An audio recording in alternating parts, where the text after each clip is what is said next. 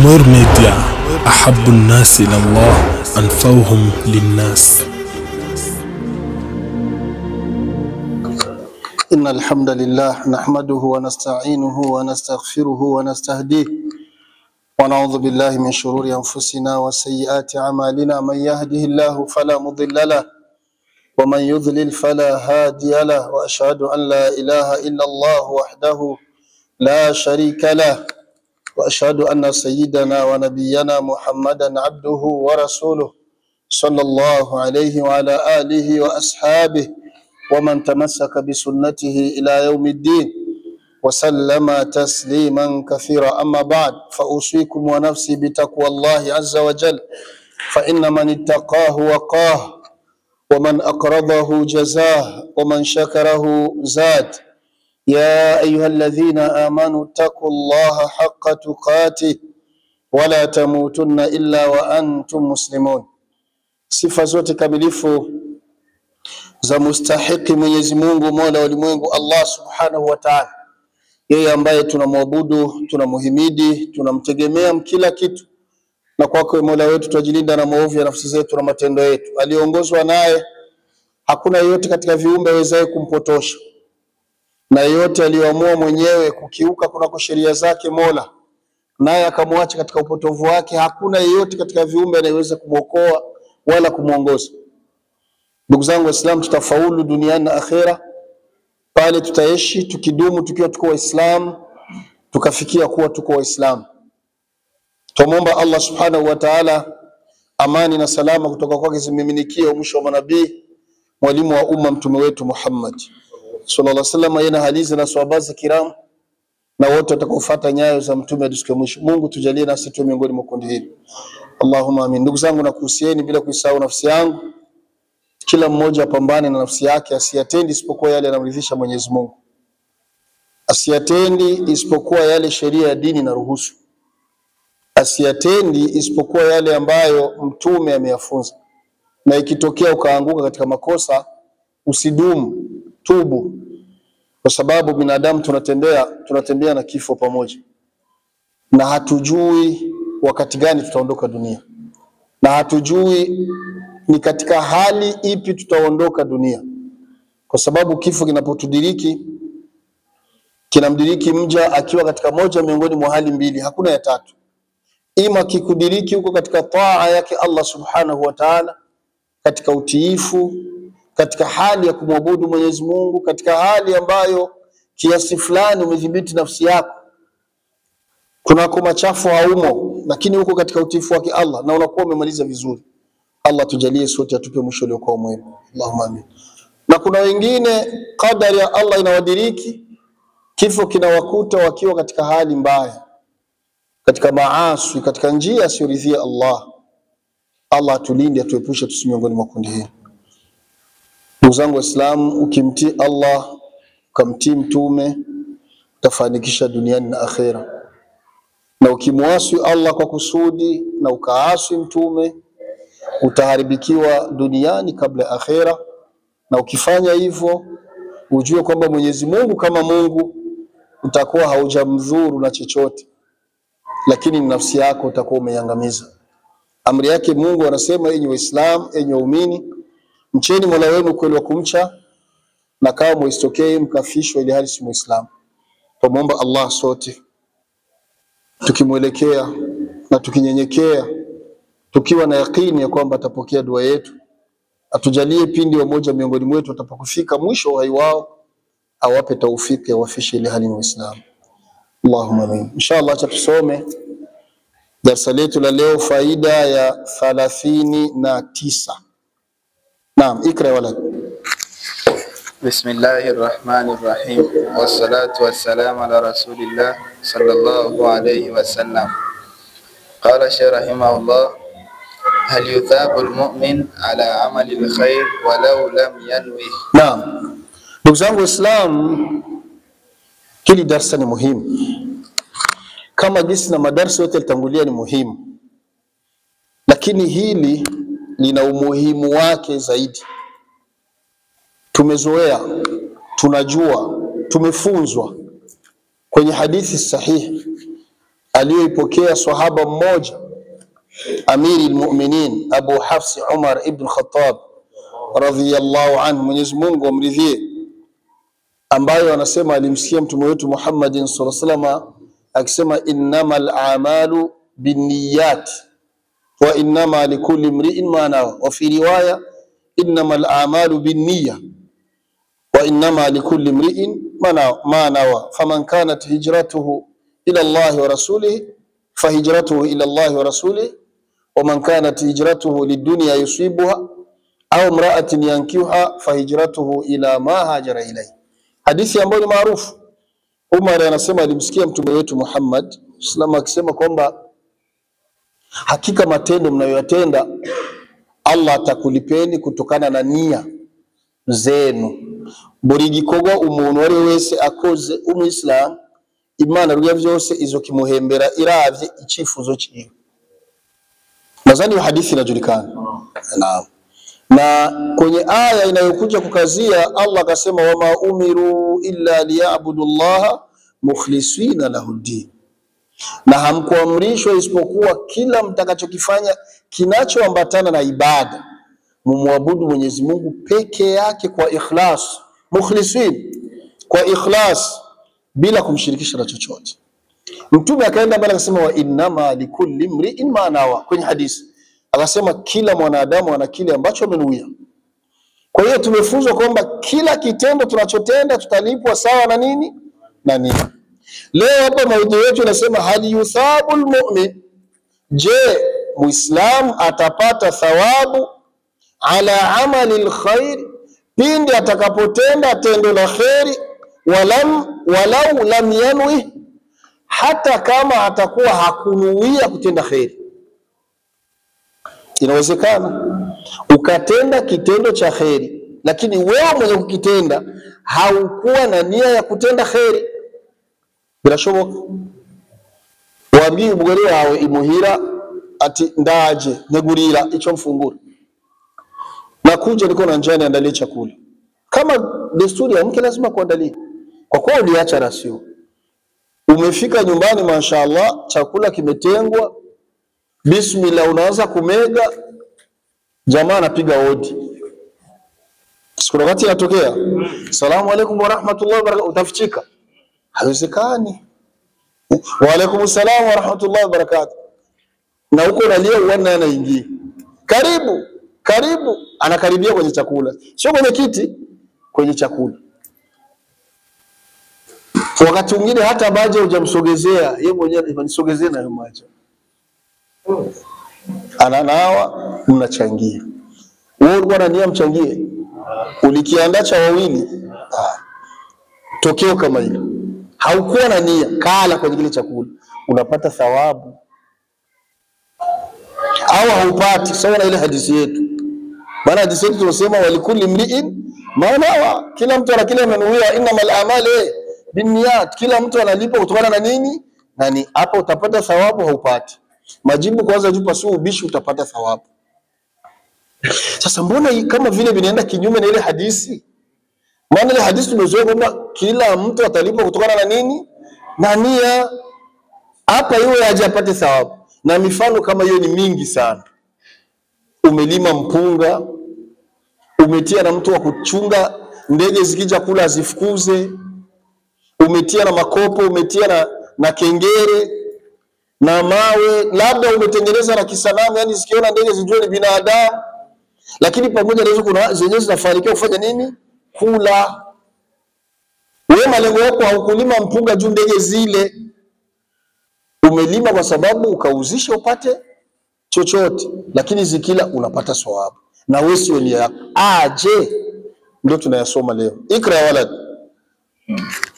An Jabir radiyallahu anhu qala, naam, Jabir ibn Abdullah al-Ansari, sahaba mtume wetu Muhammadin sallallahu alaihi wasallam, anazungumza anasema nini? Qala Rasulullah sallallahu alaihi wasallam, naam, alimsikia mtume wetu Muhammad sallallahu akisema, na mtume akizungumza, ndugu zangu Waislamu, min babil faida. Mtume wetu Muhammad sallallahu aya anasema wama yantiqu anil hawa in huwa illa wahyun yuha. Mtume akizungumza sio habari, sio history, si nkuru gusa baduhaye, lakini ni ufunuo na ni wahi kutoka kwa nani? Kwa Allah subhanahu wa ta'ala. Linabakia swali limoja, ni kila maneno ya mtume ni wahi ichavuze cyose gifatwa yuko ari chavuye kwa Allah subhanahu wa ta'ala? Fi khilaf, maulama walikhtilafiana. Kuna baadhi walisema maneno yake yote mtume ni wahi, sawa na hiyo aya wama yantiqu anil hawa. Akizungumza mtume hazungumzi tu kwa kuzungumza, isipokuwa ni wahi kutoka kwa Allah. Kuna wale walichukua hivyo dhahirul aya, wingi wa aya, na wengine wakaja wasema hapana, sio kila maneno yake ni wahi. Kuna maneno ambayo alikuwa anazungumza na wake zake chumbani, kuna maneno alikuwa anazungumza na maswahaba ya kutania, ya kuongea kidunia, sio wahi. Kauli rajih ni ya wapi? Kauli yenye nguvu ni ya wapi? Tutembelee. Akajibu Sheikhul Islam Ibn Taymiyyah rahmatullah alayhi, akasema kullu ma takallama bihi Rasulullah sallallahu alayhi wasallam mimma yataallaqu birrisala fahuwa wahyun, kila alichozungumza mtume Muhammad sallama katika yale yanayoambatana na ujumbe kutoka kwa Mungu na utume, yaani majambo yenyewe viko na uhusiano na dini, ni wahi. Na katika hayo ndio mtume amelindwa, na sio yeye tu, na manabii wote waliotangulia. Anna al-anbiya wa rusul ma'sumin, kwamba mitume na manabii wafanyi makosa, hawasahau, hawaterezi katika kufikisha ujumbe waliopewa na nani? Na Allah subhanahu wa ta'ala, kwa kuwa Mungu amewalinda. Lakini kwenye maisha yao mengine ya kawaida ni binadamu kama sisi, na ndio ile hadithi ya mtume anasema kullu bani adam khata, kila binadamu ni mwenye kukosea, na mtume ni mwanadamu na manabii ni binadamu. Katika kufikisha ujumbe wa Mungu hawakosei, katika yale yanaambatana na dini hawakosei, hawasahau, hawaterezi, hawaongezi, hawapunguzi, wanafikisha kama walivyopewa na Allah, juu wamelindwa na Allah. Ama kwenye maisha yao ya kawaida ni binadamu, wanakosea, wanatereza, na dalili ziko nyingi. Ibrahim alayhi salatu wasalam kadhaba 3 marat. Nabiullah Ibrahim alayhi salatu wasalam alisema uongo kwenye maisha yake mara 3. Mimi sijui wewe umeshafika mara ngapi. Ibrahim al-Khalil yabesha nshurizo zatu zonyene, na ni lazima kila Muislamu azijue ili imani yake pia ipande, na akijaliwa Allah atamlipa mazuri. Yabesha nshurizo zatu. Nshuro ya mbele nani anakumbuka? Naam, wakati alivunja ile masanamu yote, akaacha kile kikabambi kile, akakisemea uongo akasema ulizeni kijamaa hiki kama kinazungumza. Hiyo ni uongo. Hiyo nafasi ya kwanza. Nafasi ya pili, naam, wakati alisema naumwa, sawa, wale wazee wanatoka wanaenda kwenye ibada zao, akamwambia inni saqim, mimi ni mgonjwa, wakati hakuwa mgonjwa. Nafasi ya tatu, kwa mke wake akasemaje? Dadake akamwambia wewe, maana alijua Afrika mko na matatizo, ilikuwa ni Masri Sheikh, kwa ni Egypt hapa. Ndio mfalme anachukua mizigo yote ambayo yeye achukui celibaté. Mwanamke yote ambaye anajua ni mke wa mtu, akimwona mzuri anasema yeye ananifaa mimi. Kwa hiyo akikuuliza useme mimi ni kaka yako, na mimi nitasema wewe ni dada yangu. Uongo ngapi? 3. Haya ni maneno ya mtume wetu Muhammad, ndio alisema Ibrahim hakudanganya isipokuwa mara hizo. Kwa hiyo ni kosa bila shaka, sio kwenye wahi. Musa alayhi salatu wasalam alikosea wapi? Nani anakumbuka? Hamtakufuru jamani, mbona mnaogopa? Musa akukosea na wewe utapigwa, mtume aambiwe hivyo. Naam, unazungumza kwa busara. Ali ikawa ile ndio lugha ya heshima. Huyu jamaa anaenda mbio eti aliua. Mtume ni muuaji. Ishadha. Hakuua yake, hata Qur'an hajasema aliua. Wakati aliamua, kumbe jamaa tarehe zake zimeenea, akawa amekufa. Kosa. Mtume wetu Muhammad alikosea wapi? Naam, alijaribisha nini? Sasa somo wote mnapaona. Kwa hiyo kila binadamu anakosea kwenye maisha ya kila siku, ni kawaida, lakini kwenye kufikisha ujumbe wa Mungu hakuna herere. Na ndio maana Mungu akathibitisha akasema al-yawma akmaltu lakum wa atmamtu alaykum ni'mati wa raditu lakum al-islam dini yenu leo nimeikamilisha na neema zangu kwenu nimezitimiza na nimekuchagulieni na kukuridhieni Uislamu ndio dini yenu. Allah, tunashukuru kwa neema hiyo ya Rabbi, na tulindie Uislamu wetu mpaka hapo atakapoondoka dunia. Na kwa hiyo Jabir anasema alimsikia mtume wetu Muhammad anasema nini? Qala Rasulullah sallallahu alayhi wasallam. Na mtume anasema naam, Ma min muslim yaghrisu gharsan ما من مسلم يغرس غرسا إلا كان ما أكل منه له صدقة. Aliyasema alimsikia mtume wetu Muhammad sallallahu akisema ma min muslimin, hakuna muislamu yoyote. Dini yetu nzuri, wallahi dini yetu nzuri sana. Tumshukuru Allah kwa neema ya Uislamu. Kuba tuna waislamu numusi, wallahi sikubushake bwacho nikubushake bwa Allah subhanahu wa ta'ala kuko ni warongo wa shasi munziri gororose. Wallahi tumshukuru Mola wetu kabisa. Mtume anasema ma min muslim, hii ni haswa kwa Waislamu. Muislamu yoyote yule, Mtume anasema yaghrusu gharsan, ambaye atapanda shamba, atalima shamba, akapanda mimea yake, iwe mpunga, iwe mchele, iwe maharagi, iwe mihogo, iwe sombe, iwe almuhimu shamba. Baada ya kuwa umepanda alafu imeota, anasema illa kana ma ukila minhu lahu sadaqa, chochote ambacho mtu atakula emo, hata nimpita njia, umepita mshamba la watu au juni la nani, hembe zimepamba, kama walivyo vijana wengi wanatabia kupita kwenye penye pako hembe, anapiga jiwa wala swako hivyo, wewe unaangua hembe ya watu, hujapewa ruhusa na mwenye nayo, unakula. Mtume anasema illa kana ma ukila min, isipokuwa chenye kitaliwa emo, lahu sadaqa, yeye anapata thawabu kama mwenye ametoa sadaka. Yani mwenye shamba, wewe umekula kwenye hembe za watu, sawa umekula kwa wizi, sawa umekula unasikia njaa, sijui kama unalifanya vizuri, kwake inakuwa ni sadaka. Allahu akbar. Hiyo ni nani? Muislam. Ma min muslim. Ama kwa wengine hawamo. Na kwa nini hawamo? Kwa sababu makufaru wal munafiquna siku ya kiyama hawana lao. Kwa hiyo hakuna haja ya kuwapa thawabu zikawasaidie nini? Hiyo ni hasa kwa Muislamu. Umelima shamba lako, pamepita minyama imekula, wewe unaandikiwa sadaka. Wamepita binadamu wamekula, wewe unaandikiwa sadaka. Amepita mwizi ameiba, wewe unaandikiwa sadaka. Neema Naam. Kasema hivyo Mtume, wama surika minhu, na kile watakachoiba emo, hicho ni hivyo, wewe unaandikiwa kama umetoa sadaka. Ndio maana watu wengine msimu nachukia sana. Maana kuna wakati mtu anaingia roho ina muuma ya ajabu, mpaka anasema mimi nitaua mtu. Watu wanakupa sababu za bure. Haina haja ya kutangaza kuua, wengine watia mpaka urembeko, wengine wanatia yani ni hayo yote. Naam, wa masurika minhu lahu sadaqa. Naam. Wala yarzaquhu ay yankusu, wala hapapunguki chochote isipokuwa anaandikiwa kama katoa sadaka.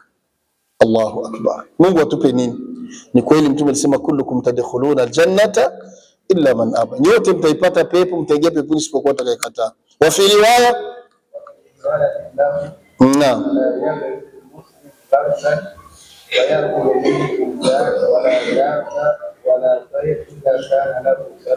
ila yaumi alqiyama. Allahu akbar.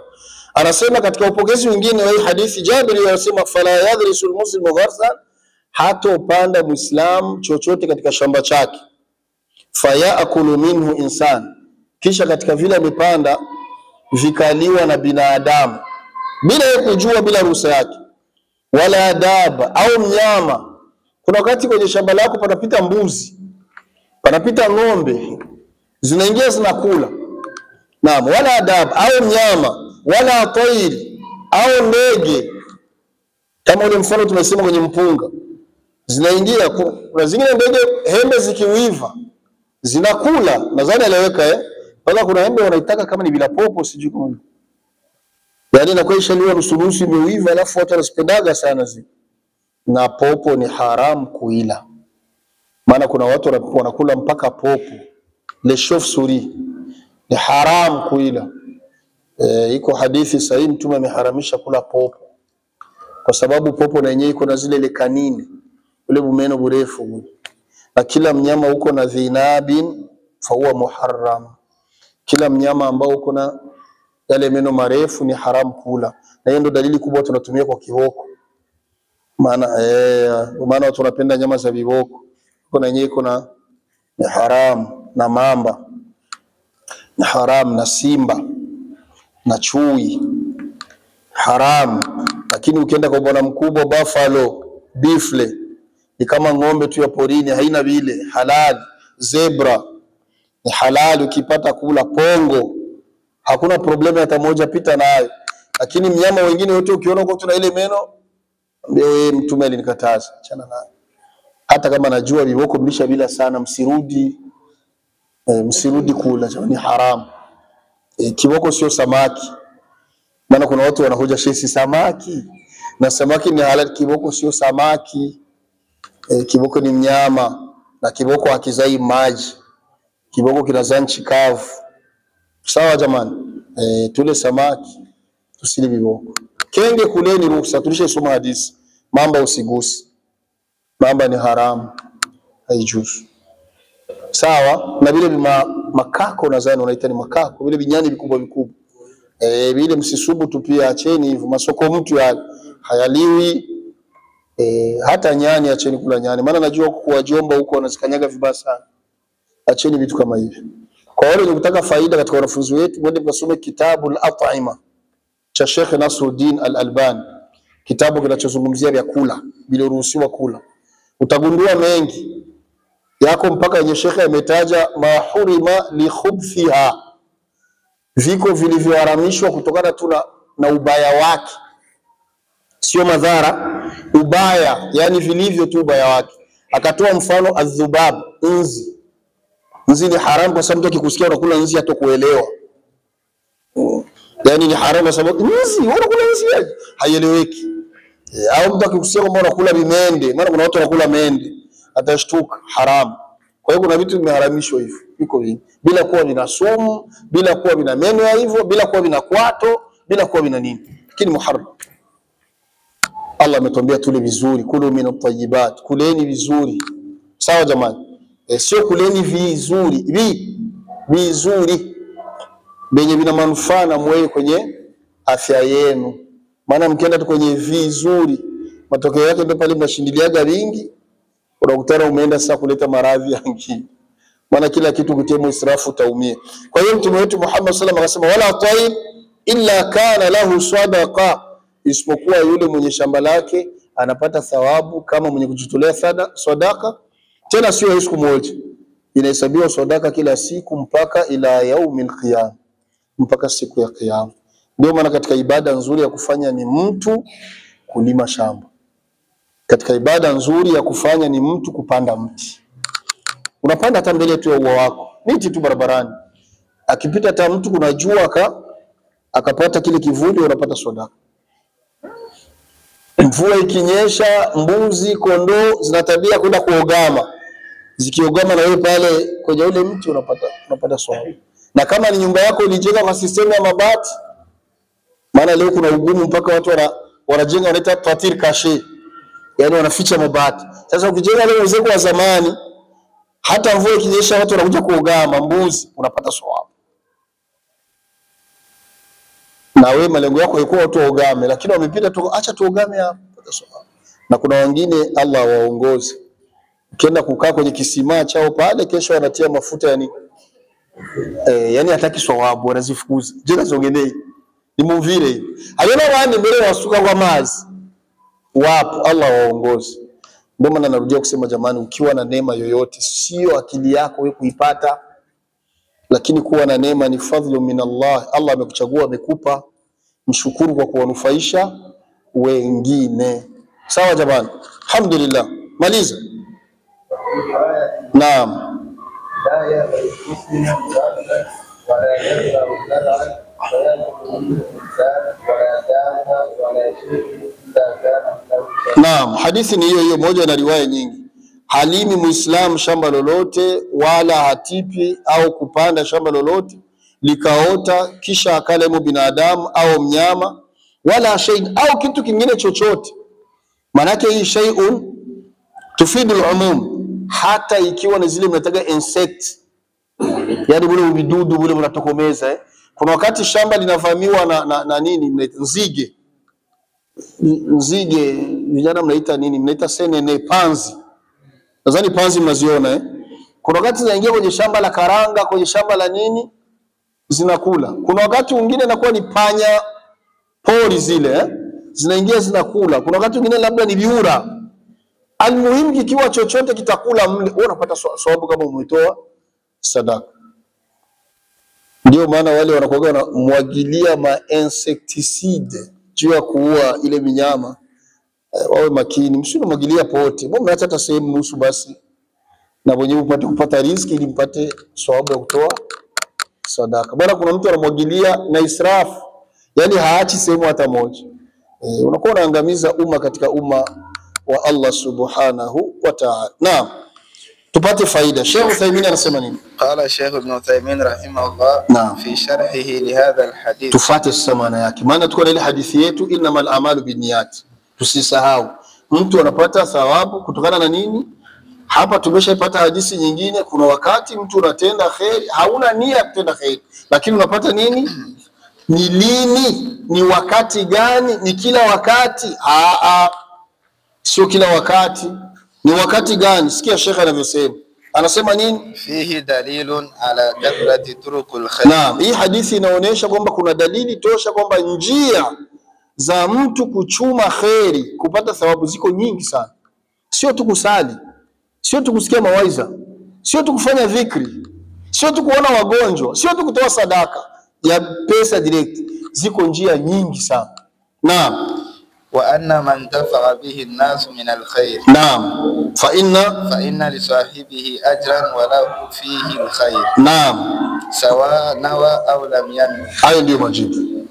Sheikh amejibu hapo. Rudia tena yemo. Fa inna li sahibihi ajran. La, wa anna man tafa'a bihi an-nas min al-khair. Hapo ndio mwanzo. Kila chochote utakachokifanya manufaa yakawafikia wengine, hapana wewe. Kwa lugha nyingine, innamal a'malu binniyat, utalipwa kwa nia kama manufaa yako. Lakini wakati unapofanya tendo ambalo manufaa ingawa yamo ya kwako, lakini na wengine wakanufaika, kama lile swala la shamba. Unapokuwa umepanda shamba, umevuna, ni wewe unatafuta manufaa, lakini kapita mwingine kachuma hembe akafanya nini? Kala, kanufaika na yeye. Imeleweka? Hapo ndio mwanzo. Kama unafanya jambo hata kama malengo yako sio kunufaisha wengine, lakini hilo jambo likapelekea wengine wakanufaika, wa anna man tafa'a bihi an-nas min al-khairi, kwa yale ambayo watu wakanufaika katika khairi, fa inna li sahibihi, hakika yule ambaye ndio sababu ya hao wengine kunufaika, huyo ajran, huyo anapata ujira, yani thawabu, walahu fihi alkhair, na sio thawabu tu, na anapata khairi zokuwa nyingi mbele ya Allah. Nini ya Sheikh akasema? Sawa unawa au lam yanwi, sawa awe alikuwa na nia kwamba watu wanufaike, au hata kama alikuwa hana nia, lakini maadamu walinufaika anapata nini? Thawabu. Pameleweka? Alhamdulillah. Naam. Maana kuna wengine tofauti, amelima shamba lake, baada ya kulima katia klotire, baada ya kutia klotire katia zamu, baada ya kutia zamu katia na sinyenge juu, baada ya kutia sinyenge akaona itoshi katia na umeme hemo. Sinawezekana Yaani kwa lugha nyingine, huyo yeye kabisa nia yake hataki mtu anufaike na vyake, ndio malengo, hataki. Lakini ikatokea akaja sasa expert bana, katika wizi wanazidiana na daraja, akaja expert akatizana akaona hapa kuna umeme kuna nini, akavaa kauchu, maana anajua hapa likigusa hautaligusa, akapenya mpaka uwani akachuma akala, yule mwenye shamba lake anapata ujira, hata kama alikuwa hakunuia kumnufaisha anapata ujira. Na ndio zile lugha tunapeleka kuambizana. Mtu akiibiwa viatu msikitini tunamwambia gaje? Nia sadaka tu. Nia haiji baada ya kitendo, nia inakuja ni kabla. Kwa hiyo wewe umenuia, wewe hukunuia, ule mwenzako akienda akavivaa au akaviuza, kaka, utapata thawabu. Ona nia nini? Na ndio maana Mtume akatukataza, akasema mtu akipoteza kitu msikitini asitangazi. Na ukamsikia anatangaza nimepoteza simu, Mtume anasema muombe dua kwa Mungu kwamba asiipati.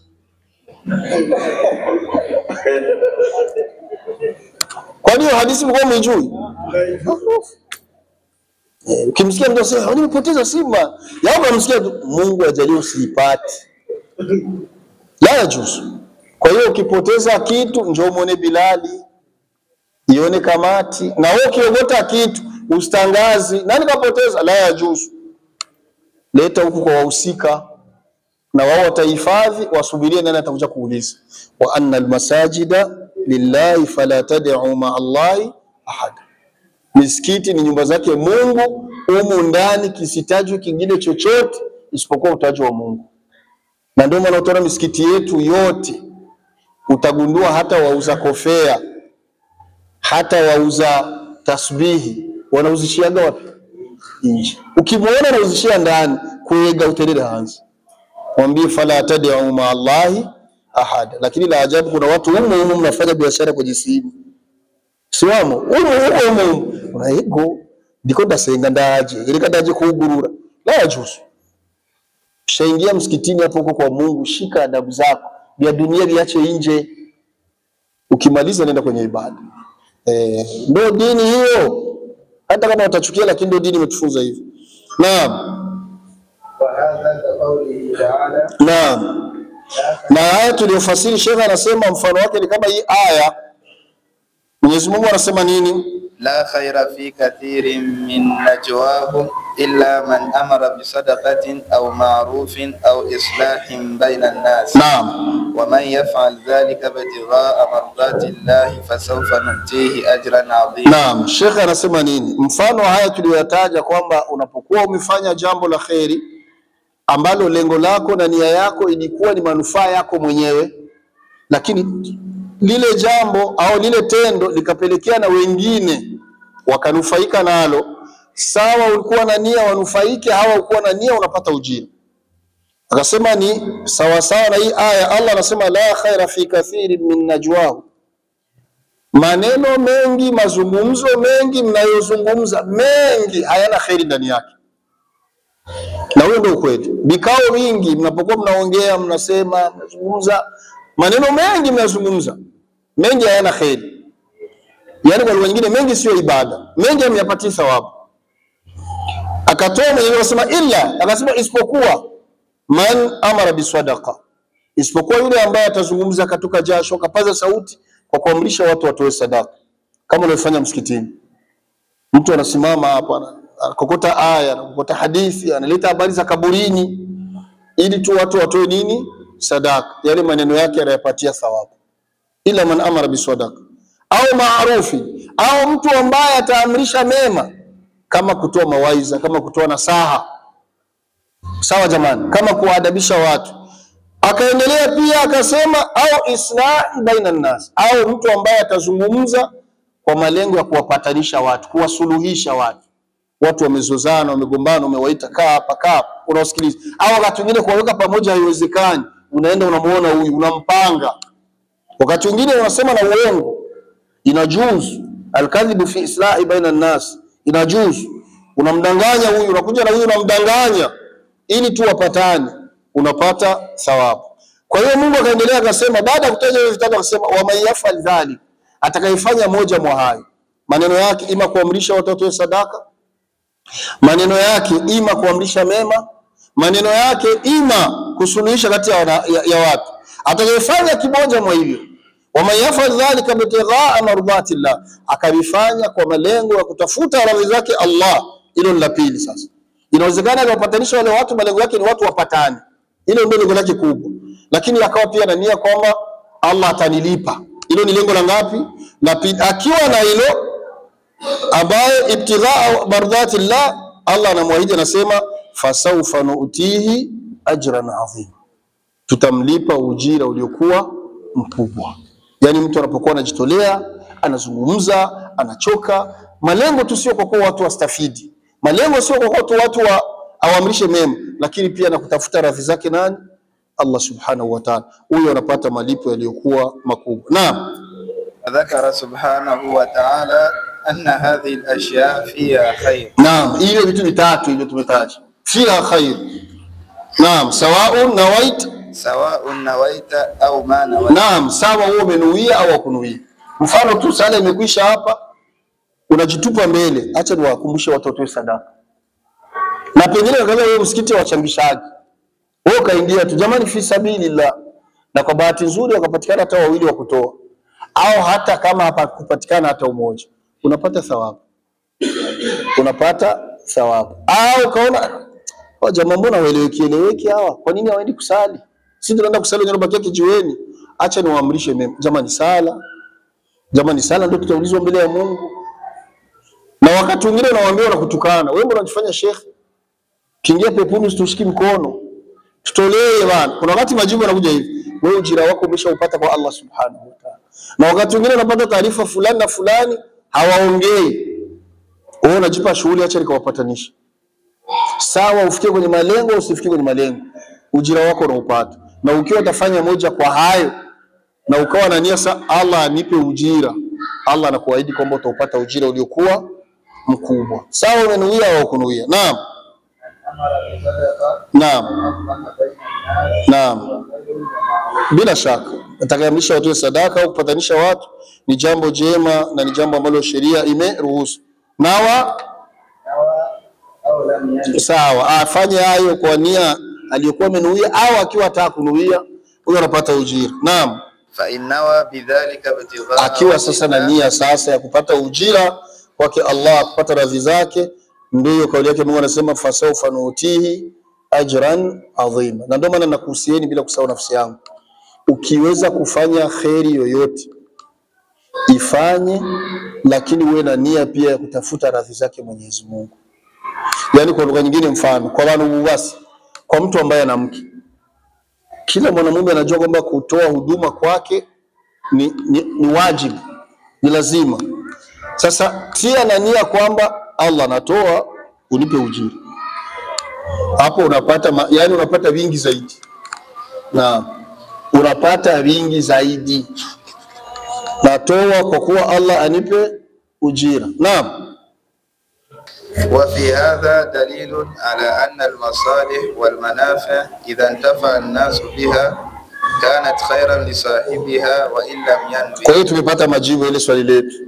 Majibu ni hayo, Sheikh anasema wa fi hadha dalilun, katika hayo kuna dalili anna almasaliha wal manafi', kwamba maslahi na manufaa idha intafa an-nas biha, wakinufaika nayo wengine, kanat khairan li sahibiha, ujira anaupata yule ambaye ni sababu ya wale watu kunufaika, wa in lam yanwi, hata kama hakuwa na nia kuwanufaisha wengine. Naam.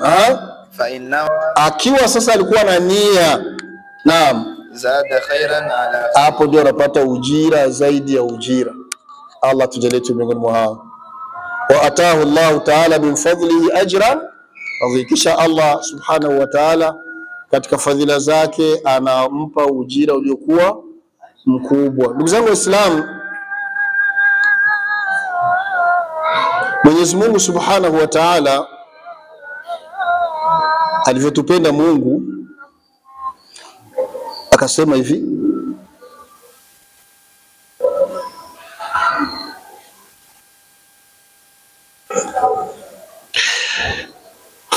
Allah subhanahu wa ta'ala alivyotupenda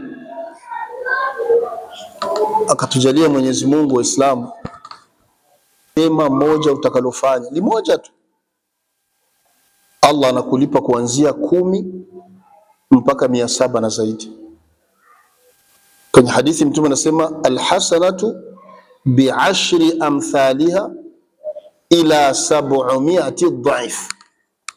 Jema limoja Allah anakulipa kuanzia 10 mpaka 700 na zaidi. Na ndio maana kwenye hadithi nyingine Mtume akasema fattaqun nara walau bishiqqi tamra. Jiokoeni na moto, jiokoeni na adhabu ya siku ya mwisho kwa kujitolea hata kipande cha tende. Kipande cha tende, hapana tende yote, hata kipande cha tende unamkatia mwenzako. Kwa sababu Mtume kwenye hadithi nyingine anasema la tahqiranna min al-ma'ruf shay. Usizarau wema wa aina yeyote ile. Wema wa aina yeyote usizarau. Kwa sababu inawezekana hakondo kwa sababu ya wewe kuokoka na adhabu. Nadhani nyote mnakumbuka yule jamaa ataingia peponi kwa kuipa mbwa maji. Tena hakuipa hata maji mbakuli. Tena hakuipa hata maji mkikombe. Alipa maji mkiato kipya. Hapana. Yaani wale wengine kiato kichafu. Kwa dalili kwamba ni kiato kwa anavaa yeye. Lakini akaipa yeye. Mtume anasema fashakara alkalbu lahu faghafara Allahu lahu. Ile mbwa ikamshukuru, Allah akafika na msamehe yule jamaa makosa yake. Na ndio ile hadithi ya Mtume anasema fi kulli kabidin ratbin ajar. Fi kulli kabidin ratbin ajar. Mtume anasema kila chenye kiko na uhai ikinyabuzima ichari chochose ugikore ineza Allah subhanahu wa ta'ala atabikulipa. Hata mbwa kaka, mbwa na ndio haramu kuifuga. Ukaipa mabaki ya vyakula, mifupa na nini, unapata thawabu. Fi kulli kabidin ratbin ajr. Hata paka, hata njiwa, hata binadamu anayemsabihi Allah, hata akiwa sio Muislamu, ukimtendea wema unapata thawabu kwa Allah. Ndugu zangu Waislamu, tujitahidi sana tujikurubishe kwa Mwenyezi Mungu Subhanahu wa Ta'ala. Tuyafanye tunayofanya, tutafute radhi zake Allah. Alafu kila unapokuwa na neema yoyote ukumbuke kinyume chake. Ukiona Allah amekujalia umechukua chupa la maji, umeweza kufungua na umekunywa, ihmad rabbak, mshukuru Mola wako, kwa sababu kwa hii ardhi yupo mtu kwenye mgongo wa ardhi, sehemu anaijua Allah. Muda huyo wewe unakunywa maji, yupo mwingine kusema anywe hayo maji, labda wanayatia mkijiko. Yuko mwingine labda kusema anywe hayo maji, labda wanayapitisha kwenye mpira, kwenye sonde. Wewe kama umeweza kuyanywa, mshukuru Allah. Ukiona umefika nyumbani au uko ndani ya gari au kazini, Allah amekujaribu, umeshegama tu hata sehemu umekaa umesinzia, japo hata dakika 3, 5, 2, alafu kashtuka, wallahi mshukuru Mola wako. Muda huyo pako mwingine kusema apate usingizi, hata huyo wa sekunde 2, labda anatumia dawa, ima anapigwa shindano, ima anameza vidonge. Ukiona Allah amekujalia umetoka kazini au umetoka kusali, baada ya sala la Isha Allah akakupa nguvu ukaenda nyumbani, sawa nyumbani iwe ni kwako unamiliki, au sawa nyumbani iwe ni sehemu unapanga, au sawa nyumbani iwe ni sehemu umepewa makaazi, wallahi mshukuru Mola wako, kwa sababu kwa huyo muda wako wengine wenye nguvu zaidi yako, wabora kimaumbile kuliko wewe, wanalala barabarani. Ukiona Allah amekujalia mke wako au mwanadada, Allah amekujalia ulikuwa mjamzito miezi 9, alafu Allah akakupa taufiki ukajifungua ukazaa mtoto. Kama ni mume ukapigiwa simu mke wako amejifungua, ihmad rabbaka, mshukuru Mola wako, kwa sababu yawezekana muda huyo amejifungua kuna sehemu kwenye mgongo wa ardhi yuko mwenzako yuko anazika mwanae. Ukiona Allah amekujalia umeweza kutembea kwa mikono yako, kwa miguu yako, ukajipa unachotaka kujipa, ukakidhi haja yako na ukaweza kuikidhi, ihmad rabbak, shukuru Mola wako.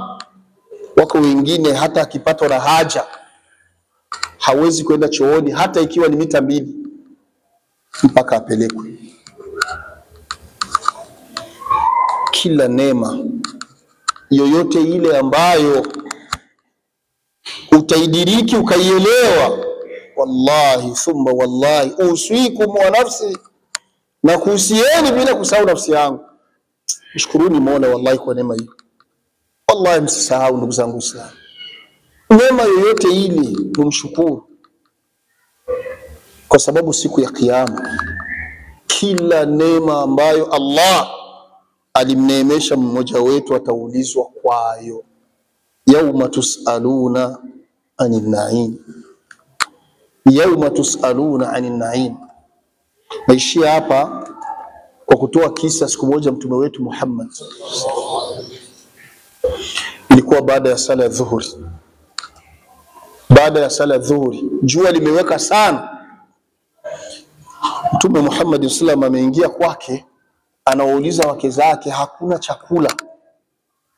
Alafu mtume anasikia njaa, wa huwa rasul, ili hali ni mtume wa Allah, akiomba dua inapokelewa. Mtume alipohisi njaa imemkaba sawa sawa kwa siku hiyo, akasema acha nitoke nitafute wapi nitakula kwa maswahaba wangu. Akatoka mtume kwake, jua kali. Alipofika barabarani anamuona Abu Bakr Siddiq radhiyallahu. Abu Bakr alikuwa ni mwembamba sana kiasi ambacho anasemekana alikuwa akitembea wakati fulani anashika upande mmoja wa kikoi chake. Abu Bakr anakuja, anageuka tena upande mwingine, mtume anamuona na Umar ibn al-Khattab radhiyallahu, na yeye anatoka. Jua kali. Mtume walipomfikia wakamsalimia, mtume akawauliza, mbona huyu muda wa jua kali mnakwenda wapi? Kipi kimewatoa katika majumba yenu? Wallahi thumma wallahi, wote wakamjibu wakasema, ya Rasulullah, ewe mtume wetu, hakuna kilichotutoa katika majumba yetu isipokuwa njaa, tunasikia njaa.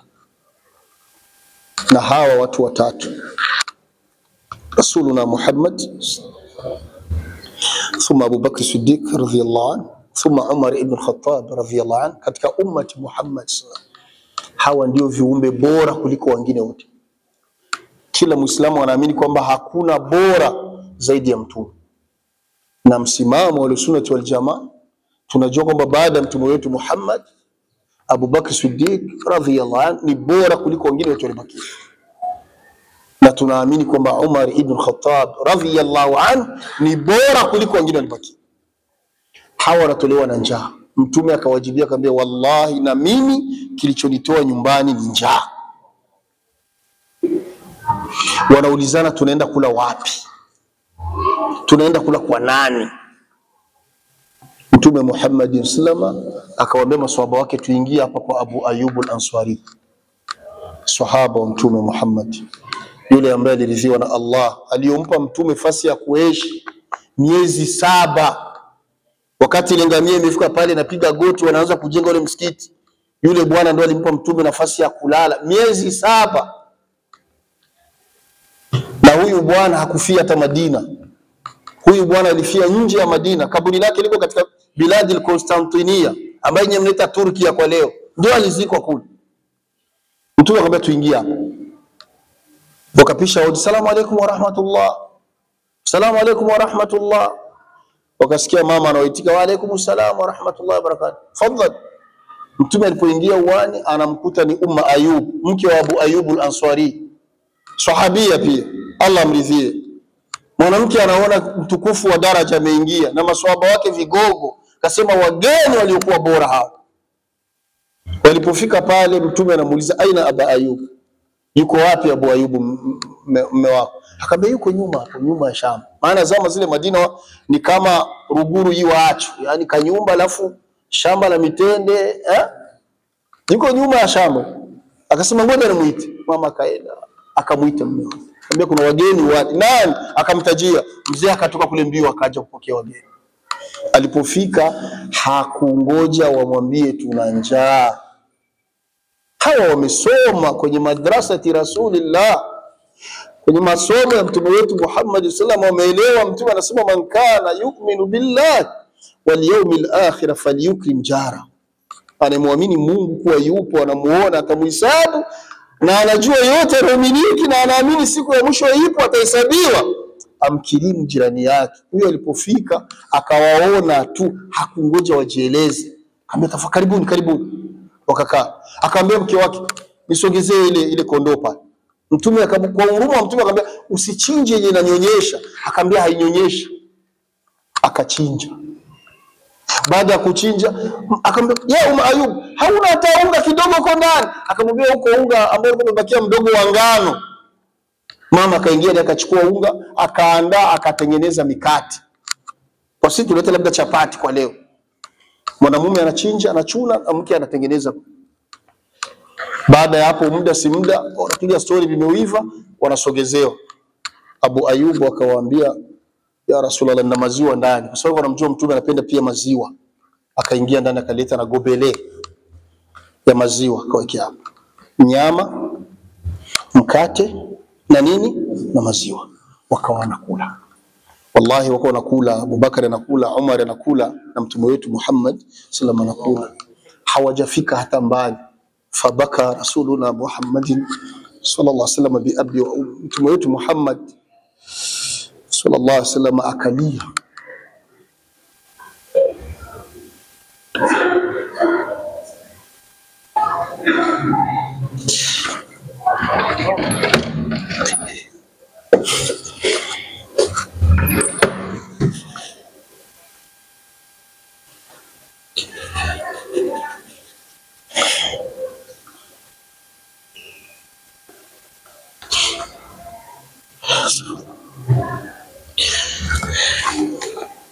Mtume akalia. Alipolia Abubakar, alipomwona Mtume analia, na yeye akalia, na Umar akalia. Baada ya kulia, Mtume wetu Muhammad sallallahu alaihi wasallam akasema, kutoka majumba yetu kilichotutoa ndani mwa hili jua ni njaa. Njaa ndio imetutoa majumba yetu. Allah anaturuzuku chakula bora kwenye mgongo wa ardhi bila juhudi yetu hata moja. Nakumbuka kauli yake Allah, ndicho kilichomliza mtume wetu Muhammad, yauma tusaluna anin naim, siku ambayo mtaulizwa kuhusu neema ambazo Allah amekupea. Al-lahm, tunakula nyama, wal khubz, na tunakula mkate, wal laban, na tunakunywa maziwa. Allah atatuuliza siku ya kiyama. Sisi wa leo, wallahi wa leo, kila mtu hali yake anaijua. Kuna watu unafika nyumbani umejaliwa, kwenye meza hakitengwi tu chakula, vinatengwa vyakula. Sio chakula, vyakula. Na kuna wengine kusema wapate hicho kimoja. Mzangu wa Islam, tumshukuru Allah subhanahu wa ta'ala. Wallahi ukiwa na neema, mshukuru Mwenyezi Mungu. Mshukuru Mwenyezi Mungu, alafu simnyimi mwenzako. Ukiona hauna roho ya kumpa, basi muombe dua na umjibie maneno yaliyokuwa mazuri. Allah subhanahu wa ta'ala anasema, qaulun ma'rufun khairun min sadaqatin yatbauha adha. Maneno mazuri unayomjibia aliyokuomba na haukumpa ni bora na yana thamani mbele ya Mungu kuliko kumpa alafu ufatishe maudhi. Maana kuna watu mtu akimuomba, akamuomba tena, akamuomba siku nyingine, anampa alafu anamwambia waramenyerei. Yongeso sinziza. Afadhali umnyime, lakini umwambie maneno yaliokuwa mazuri. Ndugu yangu, na wewe Mungu atakupa. Leo sijajaliwa, uwe na subira, Allah atakufungulia, kuliko kumpa na kufatisha maneno yaliokuwa ya karaha na kebei. Kama unacho, si ujanja wako, lakini kama unacho, ni Allah amekuchagua katika wengi akakupa. na Allah amekuahidi, anasema ukimshukuru atazidisha, na mtume akasema mkimshukuru Mola wenu neema alizokupeni zitadumu. Tujifunze kushukuru neema zake Allah subhanahu wa ta'ala ili zidumu na ili Allah azidishe. Tumombe Mwenyezi Mungu atupe mwisho uliokuwa mwema. Allahumma, inshallah tuishie hapa, acha tutoe azan. Ibn Nyamweru Media, ahabbu an-nasi ila Allah anfa'uhum lin-nas.